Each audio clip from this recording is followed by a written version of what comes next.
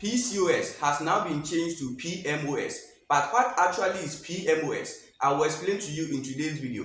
If you are new to this channel, my name is Emmanuel, a licensed physician assistant by profession. PMOS is actually polyendocrine metabolic ovarian syndrome. This new change explains the medical condition far more better than the old one. This is because majority of people thought that this medical condition is actually an ovary or cyst problem. Meanwhile, it is an endocrine and metabolic disorder. People with this medical condition usually experience irregular or missed periods, unexplained weight gain, persistent acne or pimples, development of facial hair or body hair, and most of the time they find it difficult trying to get pregnant.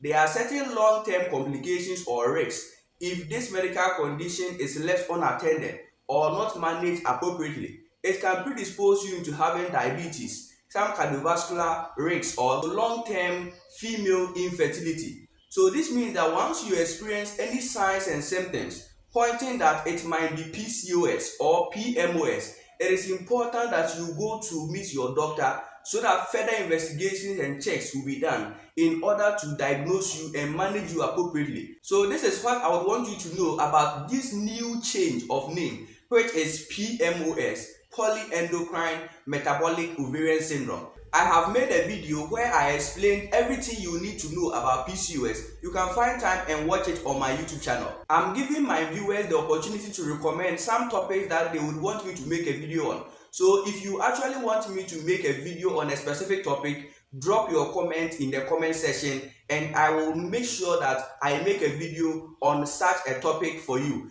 If you find this video helpful, feel free, subscribe to this channel for more videos, like this video and then share this video to many people. I remain Emmanuel, a licensed physician assistant by profession.